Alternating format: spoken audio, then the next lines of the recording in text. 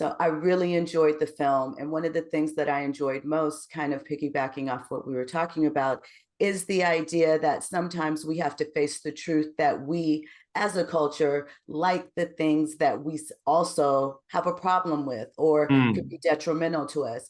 And I like the balance of walking through that. What are your thoughts as working on this film of that kind of dichotomy of we do want better and we do want to see other stories, but we really sometimes like these kind of stories that might be considered degenerative or whatever adjective you want to insert?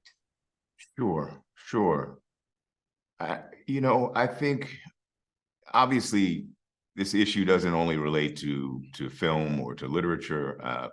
It's a wider issue among pop culture and messaging. And if I look at music, for example, music is no longer just about music anymore. It's also about performance and persona and all of that. I think sometimes if I look through that lens, we have a tendency to kind of embrace our limitations as empowering us.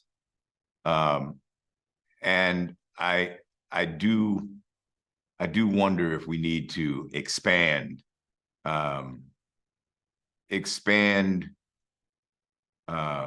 into embracing something, and this goes to Monk's argument, that is independent of the pressures, independent of the boot that we at times feel on our neck.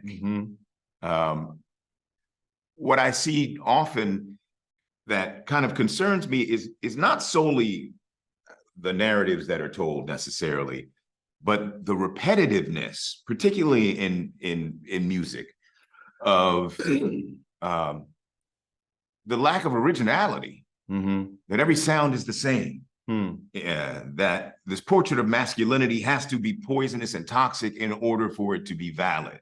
And it's repeated, and the language is repeated, and the beats even are repeated ad nauseum to the point where I can't distinguish anyone from any other, anyone's sound from anyone else's. And it's not what it is. It's just that I hear the same thing repeatedly. Yeah. And it's the absence of creativity and originality, which is what, in the beginning of our creation of culture in this country, was what differentiated us. That was our power. Yeah. That we were unexpected, that we were creating something out of nothing, that we were doing things that had not existed before. And clearly this form of modern American music hadn't, but it seems to me we've gotten bogged down in a type of conformity that's weird to me. And the conformity in and of itself is a limitation. And then the role that we play within it is one of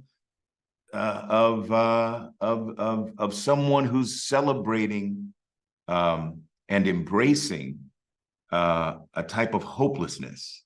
And that does concern me, that we do internalize the pressures to the extent where we can start to imprison ourselves. I will say this. I think that there's a great deal of pride that I take in the achievement of Black people in this country, in spite of like a system of support that has encouraged or wanted them to achieve, right? I think I also am learning to expand that pride from not just people who've achieved in spite of, but now people who achieve because of, right? That we get a chance to stand on the shoulders of those who come before us, and that there are people who have been elevated, that their starting point is a little bit different. Not everybody, but some of us, right? You were talking about music, and then you made me think about 3 Stacks' new album, Andre 3000's new album, which nobody was like, 3 Stacks ain't gonna drop no bars. Right. But the album's pretty good. Right. The album is funky and strange and delightful. And like, 3 Stacks gave me the flute album that I didn't know I needed in my life now. There was even early resistance. Why? Sure. Because I think rejecting the idea that he could.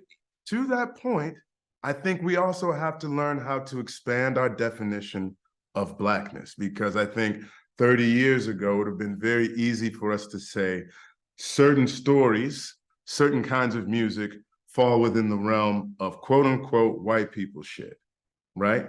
And that's a sort of narrowing thing meaning that if you do that, then your Blackness could possibly be taken away. And I think that we're learning as a society, as a culture, that like, it's too narrow. But here's the message Go. in that instance. Go. And here's the one that I think I'm referring to. The message is, even you as an artist cannot be free.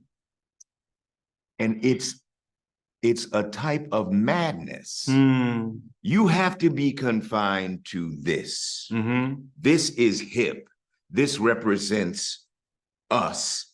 This is your credibility lies in your conformity. That's weird to me.